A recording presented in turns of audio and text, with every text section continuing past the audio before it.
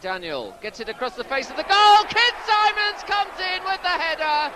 A bullet of a header straight past Steve Cherry.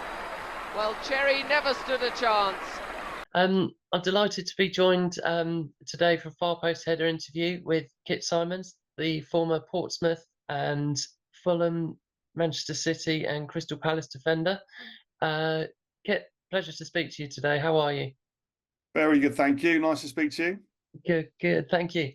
I was going to talk about your club career first, move on to your international time with Wales, and then your time in the management and coaching sort of things. Can see you got a Portsmouth shirt framed there behind you. That was your first club. Yeah, Is that that's right. Yeah, did Portsmouth straight from school. Did my YTS and then signed pro. brilliant? Probably so. Some good memories from there. What was it like starting up playing for Portsmouth? Because they've got a passionate fan base there and quite local to yourself, I remember. Yeah, well, I was brought up in Basingstoke, so I sort of looked around a few different clubs. I started with Portsmouth when I was 11. Got spotted playing for my school. The head sports teacher at the other school was a scout for Portsmouth, and he's someone who I've kept in touch with and has been a big influence on my career, to be honest. And anyway, he got me down. Portsmouth had a Basingstoke sort of satellite centre. Yes. And he got going along from that on a Wednesday night from the age of 11. I went off to had a little look at Arsenal and Southampton for a little bit, but then ended up back at Portsmouth, where I felt most at home and signed sort of schoolboy forms with them. And then, like I say, did my apprenticeship, or the old apprenticeship, which was YTS back in the day. Yeah. Did that down at Fratton. Brilliant.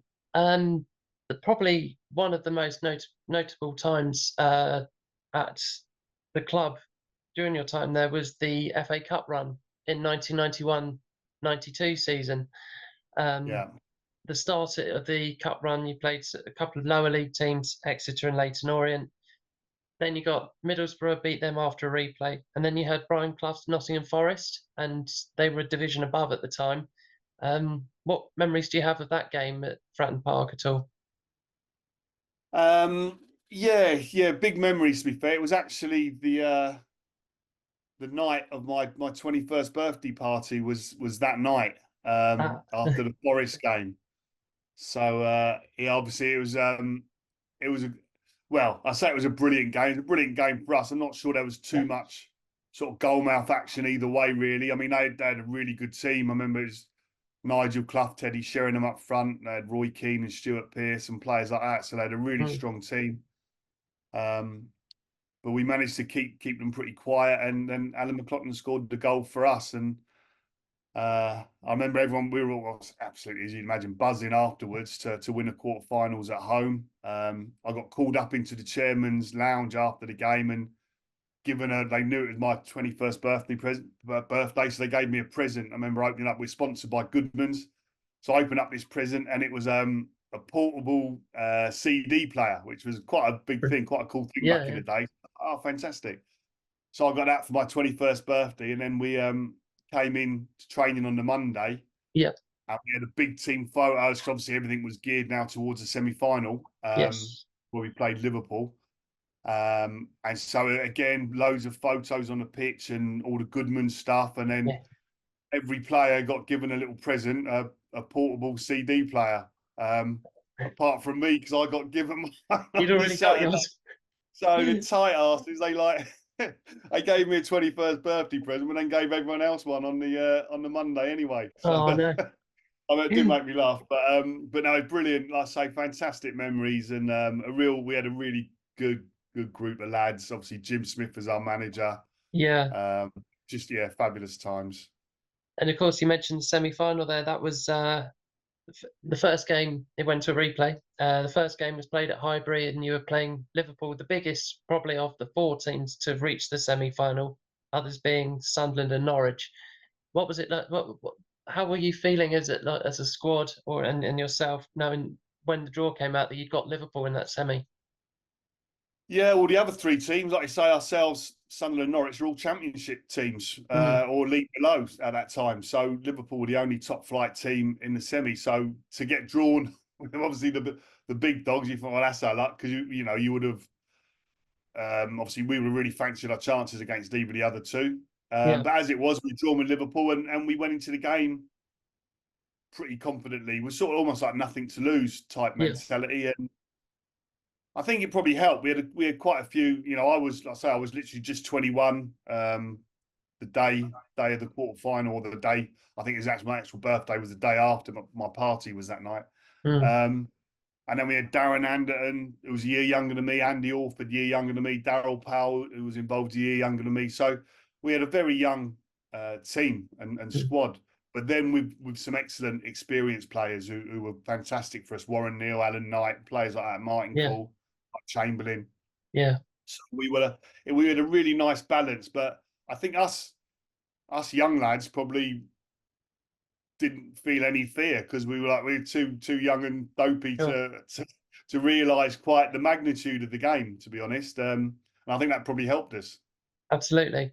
But it went to a replay, and again tied, ended at extra time, and went to penalties. And you were the only player to actually have scored for Pompey that night on the penalties. I'm not quite sure how I ended up taking that, to be honest. I don't think I Sure. was down on the original list to be a Yeah. penalty taker, but Jim just came up to me after the extra time, and with 0-0 then, Yeah. and just said, "Excellent tonight, son. Take a penalty." I went, "Okay," and he went, Yeah. "Right, number 3," and walked off, and that was it before I could change my mind. So, yeah, I'm not sure how I ended up taking it, but I did, and unfortunately, yeah, we missed our first two. Mm. And then I walked up, and Bruce Grobbelaar in goal, giving his spaghetti legs and all that, and I aimed to the right, he dived to the left, and the ball went in the middle. So it was a pretty rubbish penalty, but it went in. So I It was the went only in. one to score it. And yeah, again, like I say, it's because we lost the penalty shootout, so Yeah. it didn't. Normally I think scoring a penalty in a semi-final shootout, you'd be sort of buzzing off the back of that, but I wasn't. I was dead miserable because we lost the game. So, Of course. but we knew when it dust sort of settled, we knew that we'd really given a good account of ourselves over the two games, Yeah. and we played really well. And I mean, down the first game at Highbury, Darren Anderton scored with not long to go at all, and we just couldn't hold on, unfortunately. And then No. even in the replay, 0-0, I remember Alan McLaughlin hits the bar from about 6-7 yards out, Yeah. quite late on as well. That would have won it for us. So yeah, we played well, gave a good account of ourselves, but unfortunately, came away with nothing in the end. No. Not meant to be. And a similar state of affairs with sort of just missing out the following season in the league, though, with Portsmouth finishing sort of a goal away from automatic promotion. That side, Guy Whittingham was scoring a huge amount of goals. I think it was 42. Yeah, 42 over the course of the season. What was it like during that time playing in the league and to come so close to that promotion to the Premier League? Yeah, I mean that was probably more sort of heartbreaking in the semi, to be honest, because Sure. we played so well in the league, and we're going into the last game, and yeah, we needed. I think West Ham were at Oxford, and then there was all sort of rumours and stories coming around that Oxford had scored this, that, and the other, and Yeah. that would have put us up. But in the end, we ended up missing out by one goal on goal difference to West Ham, and finished. I think it was 12 points above Leicester, but then lost to them in the playoffs. Yeah. So it was it was soul destroying. But like I say, Guy Whittingham was incredible that year. But I mean, a lot of that. And I think Wicks will be the first to admit it was down to Walshy. Paul Walsh was sensational, and they formed a brilliant partnership and almost telepathic partnership. And Walshy just knew how he caused havoc. Walshy literally on and off the pitch, to be honest, and just knew how to make space for Wicks and where to find him. And Guy was obviously very fast and a good finisher, and just that pairing and combination was sensational. So, but yeah, soul destroying to actually miss out in the playoffs in that under those circumstances.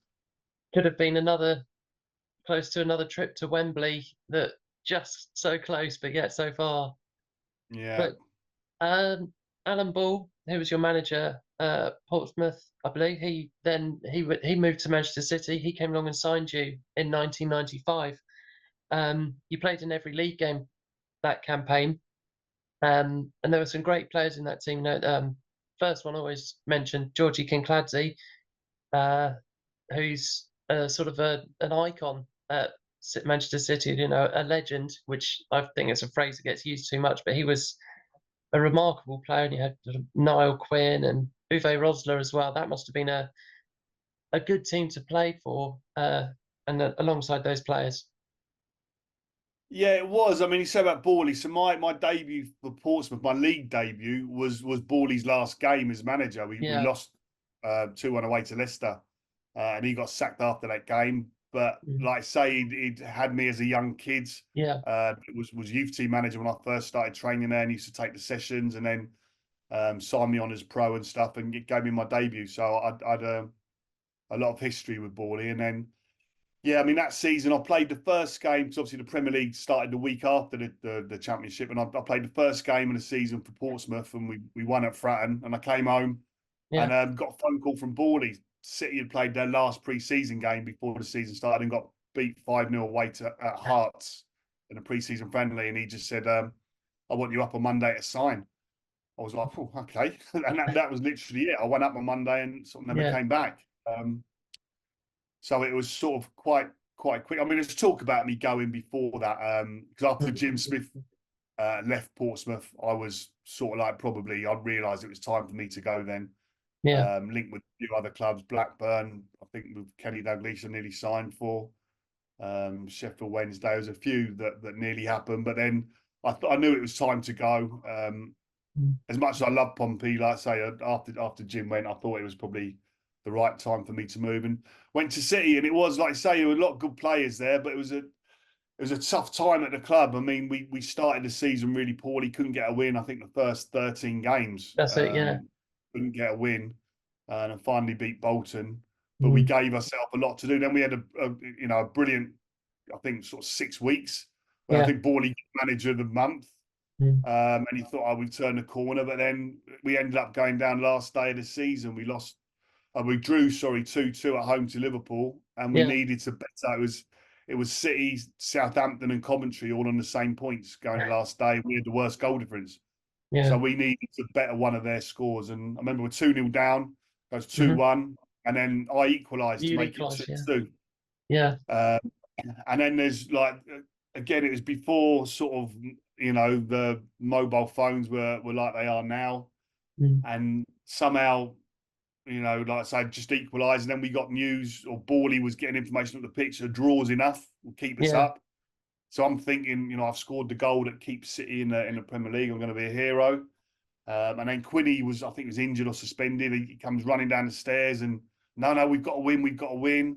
So Stevie Lomas was wasting time in the corner, putting his foot on the ball and trying to see time out. And then suddenly we get information and we've got to win instead. So it was chaos. It was absolute carnage that day. And then final whistle goes 2-2. But even then, I can't remember one of the games, either Coventry or Southampton, it kicked off late. So we still didn't know the result. And so we didn't know our fate. So we're waiting in the tunnel, and there's pictures of us all waiting in the tunnel, just trying to find out whether we stayed up or we've gone down, and it was, unfortunately, we went down. So it was a tough time at the football club. I mean, it's a big sort of transitional stage, if you like, anyway. And Franny Lee had taken over from Peter Swales, and I don't think there was the money there, and they were cutting budgets, and obviously, especially then when we went down, they massively had to cut the wage bill. So it was difficult times. And that difficult time, it carried on with Steve Coppell came in, and he was only there for a few weeks. Things weren't quite going right at the club, and then Frank Clark came in, and he managed to sort of steady the ship. But then it got worse the next season around, and it came down to the final day of the season.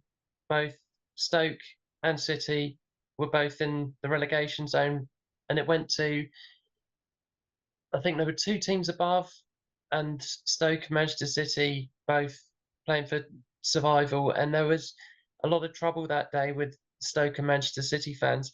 How is it as a player when you've got a lot of trouble going on, having to be able to focus on the game itself when you've got problems around the place? Well, I mean that day, I mean we absolutely battered Stoke. Mm, I think it was 5-2. I think 5-1, 5-2. I can't yeah, remember. And I think Nev was in goal actually. Big Neville South was in goal for Stoke. I remember that.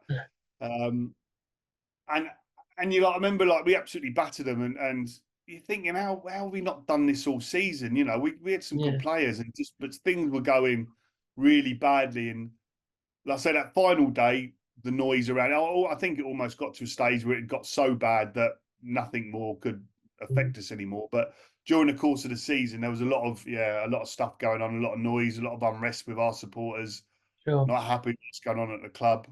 Um, you know, we were getting booed regularly, sort of not fit to wear the shirt, all this sort of stuff. And I Mm, was captain as well, and I got absolutely battered, to be honest. And it was yeah, it was a really tough time. But like I say, it came down to that final game, and we had a chance of staying up, but it was out of our hands. You know, we were still relying on someone else slipping up above us, and we mm, did our bit and smashed Stoke. And you're thinking, why have we not? How have we not played like this all season with the players we've got? That's yeah, what we were capable of doing, but for some reason the shackles like came off for that mm. last game, but it was too little, too late. And uh, after that, having to deal with the relegation, you then moved down to Fulham, uh, where you played in a very successful team, uh, won the league in your first season. I have to mention my cousin Andy is a massive Fulham fan. He says that that team is his favourite, that 98-99 season, his favourite team, and he's been going to the cottage for years and thought that they were brilliant. 101 points and only one home defeat all season. And so you've gone from relegation at City to everything going right at Fulham. What was it like at the club at that time? Yes, I mean with the City situation, so we got relegated, but I've been offered a new contract. Just had my first child, and Mm, suddenly the contract got withdrawn, sort of last minute after we'd already been relegated, obviously. So right. that was Okay. it was a real sort of turbulent time for me personally, and I was thinking, bloody hell, what am I going to do? And Mm, could have signed for Sheffield United, which I could have stayed in the house and just driven across the tops, if you like. yeah. But then Fulham phoned me up. So Sheffield United were like championship level, and Fulham were like third tier, if you like, which was where City were now as Mm, well. mm, Um, but I'd been offered, like I say, a championship club at Sheffield United on decent money. So I was going to do that. But then Chris Coleman phoned me up, and sort of I knew Cookie well, obviously from Wales, mm, and he said, "Listen, come down here." I said, "Mate, I've got go Sheffield United, it's league hire." And he said, mm. "Listen, I've got Kevin Keegan with me. Let me put Kevin on." And Kevin Keegan's Kevin Keegan, so you Yeah. sort of listen when he speaks. And he just said, "Listen, don't just give us a courtesy of coming down to speak to us before you 100% Mm, agree to sign for Sheffield United." And I said, "Okay, listen, I'll do that because it's you and Cookie as well." sure. So I went down, and if I'm honest, with no intention of signing, I didn't even have a training ground for them at the time. We were using the Bank of England place. So Mm, I went to the cottage to meet Kevin, and he just sold me this dream. He said, Al Fayed's got this 5-year dream plan, whatever you want to call it, that and he will make it happen. That this club will be in the Premier League within 5 years. And I believed him. yeah. I bought it hook, line, and sinker, and ended up signing like a league lower for less money, but it Mm, just felt right. Moving to London, which is obviously really expensive as well. So everything was sort of against it. yeah. But it was the best thing I ever did. And I went from 2 relegations in 3 years at City to 2 promotions in 3 years at Fulham, and Mm, probably had my most successful season that year. Like I say, we 101 points, record number of clean sheets, and I scored 11 goals as well. So you did. from centre back. So it was just an incredible season, an incredible time. And I agree with your cousin Andy. It was a great team. It was a joy and a privilege to play in. I'm sure he'll be very pleased to hear that. The 11 goals you mentioned, you were second highest goal scorer for the team, at the club that season. That must have been a really good feeling, having, and especially as you say, coming from centre back, it's not really a position where team players aren't known to get goals. No, and I'd never been sort of known for it previously in my career, and never particularly after, if I'm honest either. So just that one season, everything sort of went right. I remember Kevin Keegan one day. I think I scored about 5 in 8 or something ridiculous at one Yeah, stage on an incredible goal scoring run. And we were training, and my team was on the outside, and the other two teams playing. And Keegan's walking past, said, "Playing well, son, playing well." I'm like, "Cheers, gaffer." And he kept walking behind me. He said, "Having a bit of a purple patch." I went, "Yeah, I suppose I am." And he just yeah, keeps walking. He said, "I had a purple patch once." I went, "Did you really?" He went, "Yeah, but mine lasted 13 years." Basically, he's like, you scored a couple of goals, keep your feet on the ground. You're not, and yeah, so that was great for me. Brilliant bit of man management from Kevin, and that sort of summed him up. He was a great character and personality, yeah. and knew how to deal with players, and sort of like. So I told all the lads, and they all like laughed their heads off. They thought it was hilarious, as I did. But I also thought it brilliant like management to just keep my feet on the ground a little bit, and I Absolutely. did. Like I say, I ended up kept going on and scoring 11 in the end. So Sure. that little chat worked, I think. Exactly. You were then part of the team that won the first division a couple seasons later. Jean Tagana, the manager at that point, because Kevin Keegan had gone on to the England manager's role.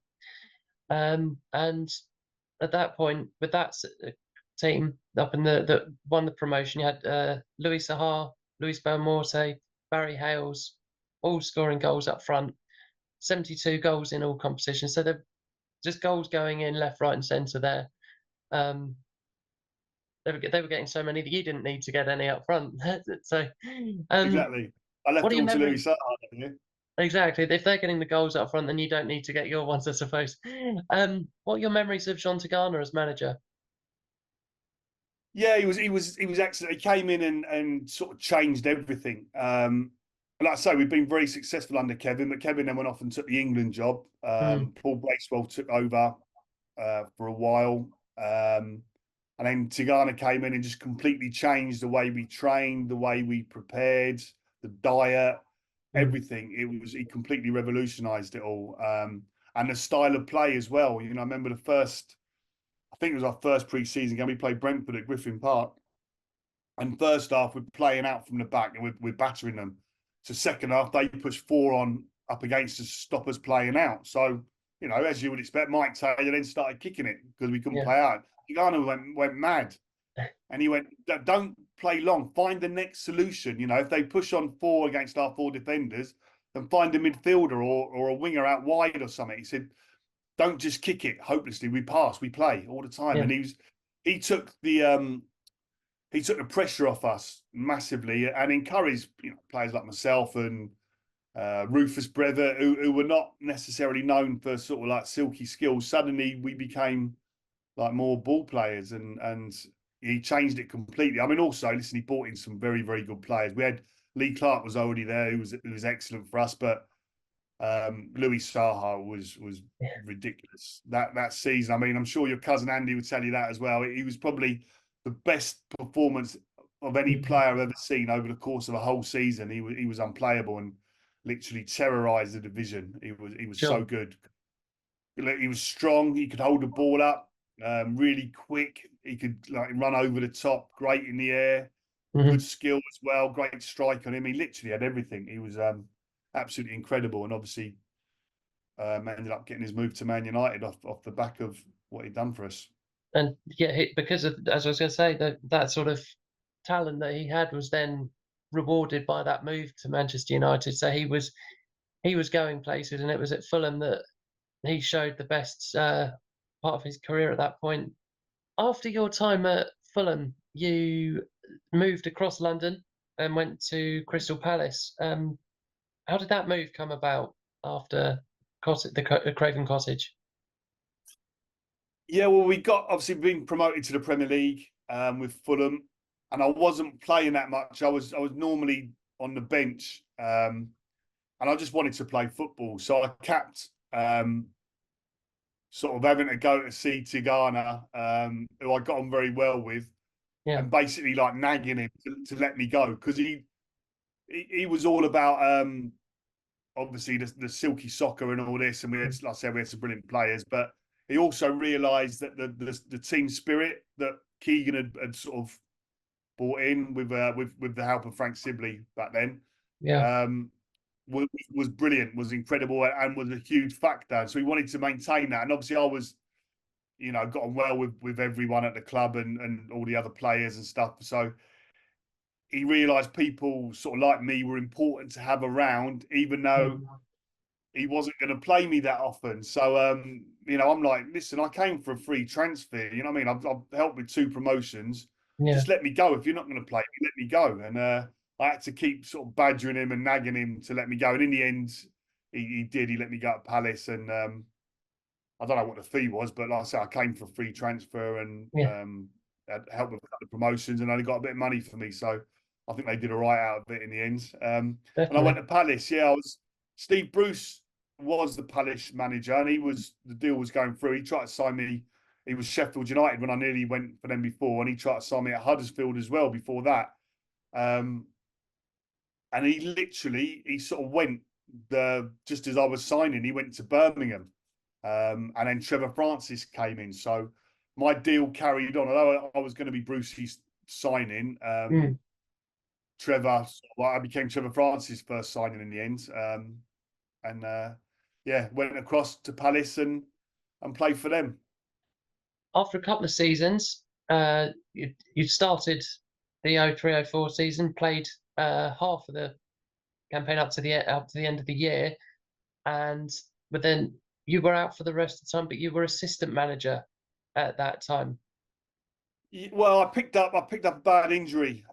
Picked up a bad hip injury. I mean, the pitch at Selhurst was shocking. It was because Wimbledon were using it as well, and it was all sand. Literally, it was a really terrible pitch.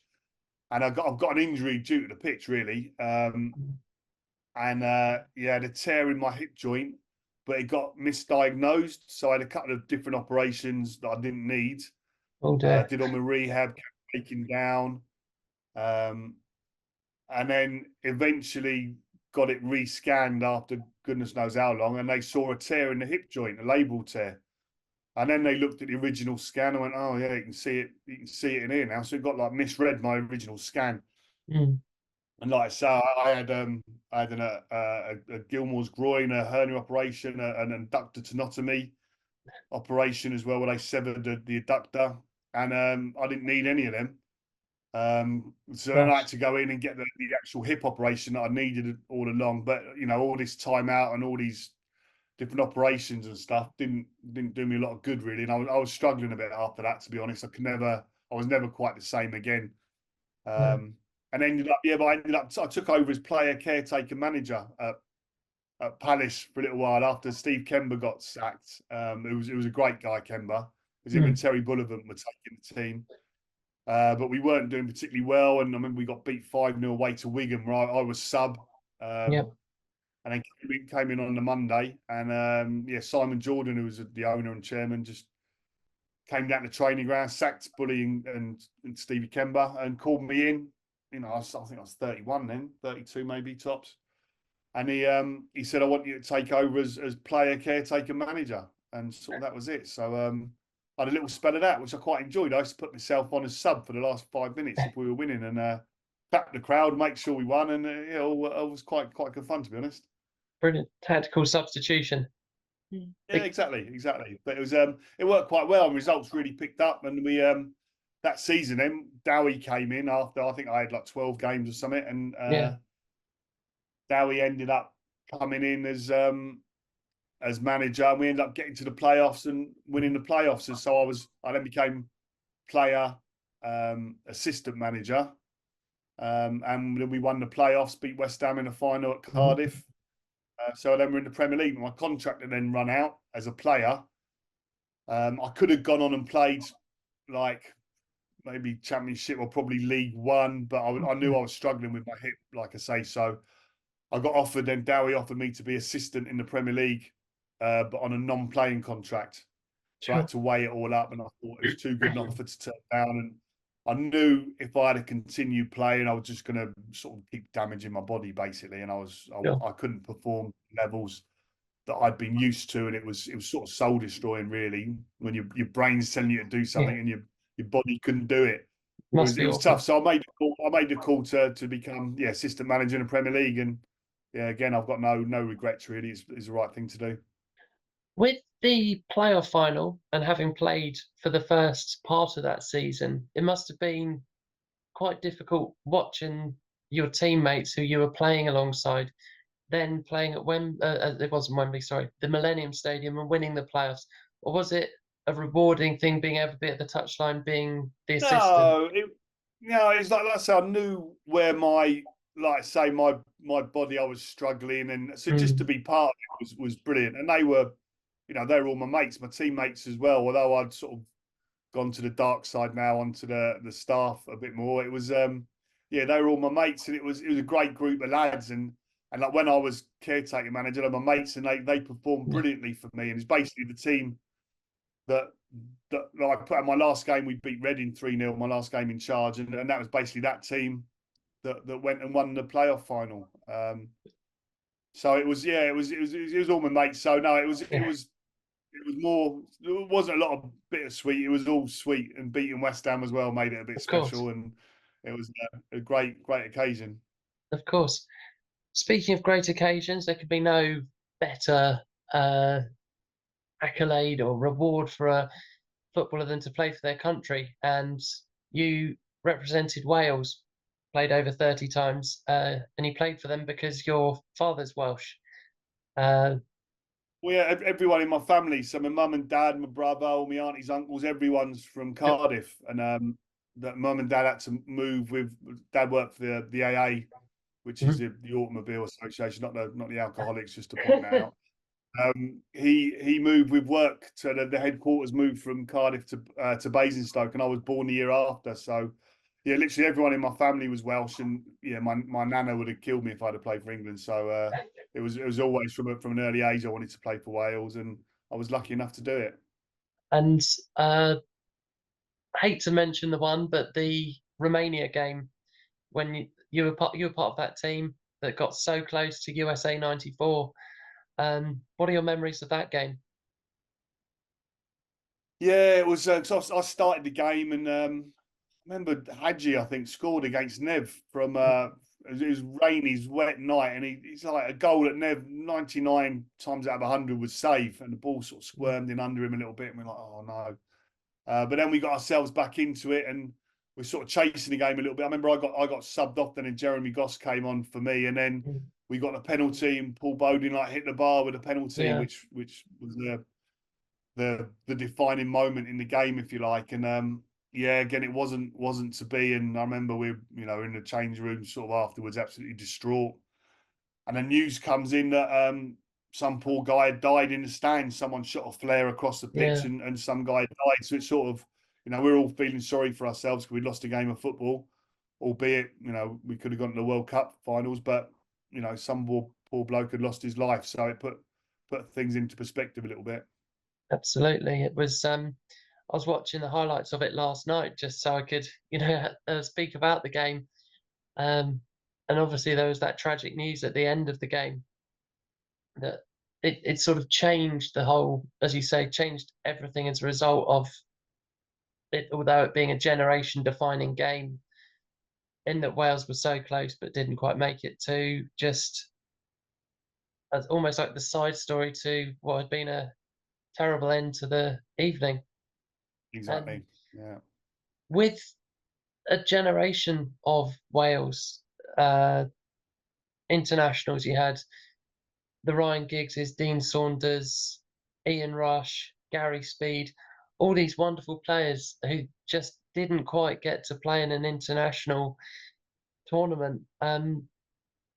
Having played in that team, what do you think it was that didn't uh, quite click or make the teams quite get across the line and get into those major tournaments? Yeah, I mean, there's a few factors because we'd never qualified, or not. Well, we didn't qualify in '58, I think, Mm, when we played in the World Cup in Sweden. But because we hadn't qualified in the recent years, and we were always in a really tough group. So it was always against us for qualification because the groups were so tough. We were always in.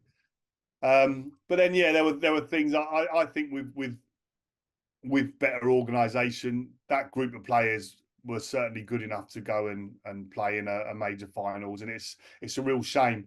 But things have to be right, the off the pitch stuff as well, and it probably wasn't, to be honest. And so there are a few. I think there are a few reasons why, but that group of players, like say, Mark Hughes as well, chuck into that mix.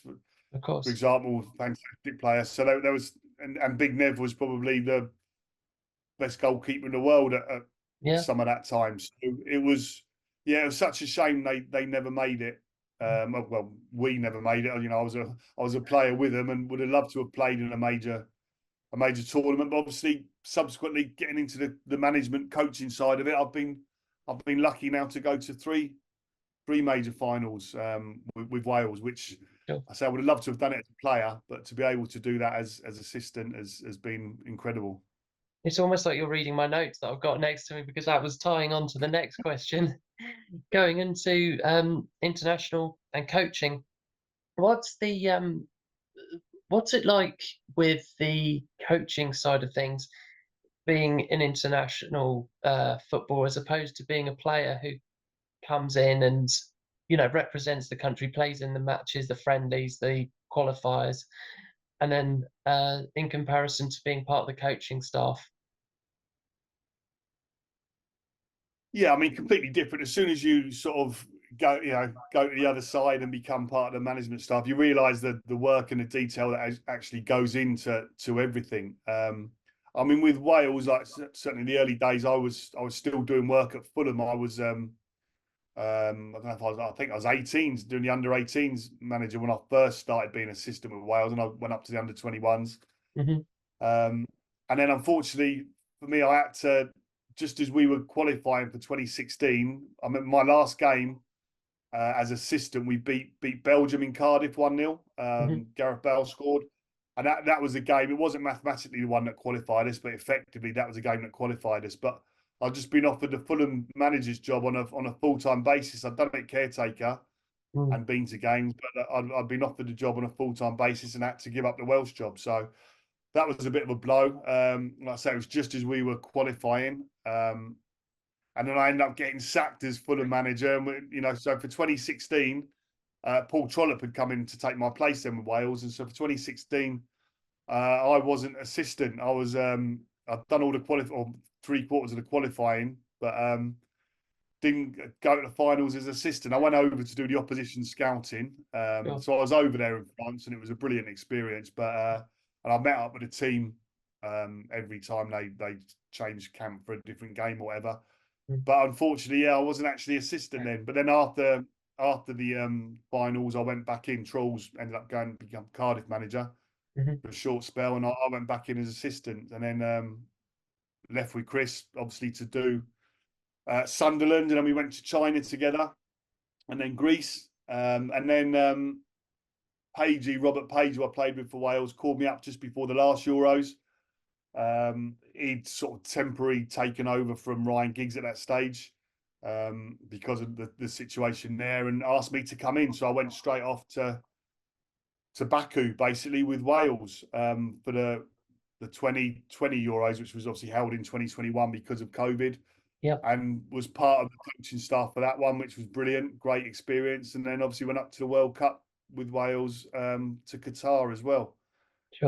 Which was we had a bit of an aging squad then that were coming to an end, but they'd done tremendously well to qualify, and it was almost like a fairy tale to qualify, and a great experience. Although the performances maybe didn't go the way we would have liked and the results, but the experience and, like I say, what that group of players had done to achieve qualification was incredible. It was definitely a great team. It was wonderful to see, and they sort of take them on as my second country. I'm English, but my grandma was Welsh, very, very strong Welsh lady, and so I'd always watch them. Had her surname on the back of my shirt, and watch Wales when they're playing. obviously supporting England during Euro 2016. I had to wear my England shirt for that, but there was a certain amount of pride watching Wales doing well in the tournaments, and you were a big part in helping prepare the team for that. So you also had a lot to help back at Craven Cottage after Felix Magath didn't do so well. You took over, as you say, as Yeah. manager and changed the club around. They fans singing "We've got our Fulham back" when you took over. That must have been a real sense of pride, having your former Yeah, team. it was.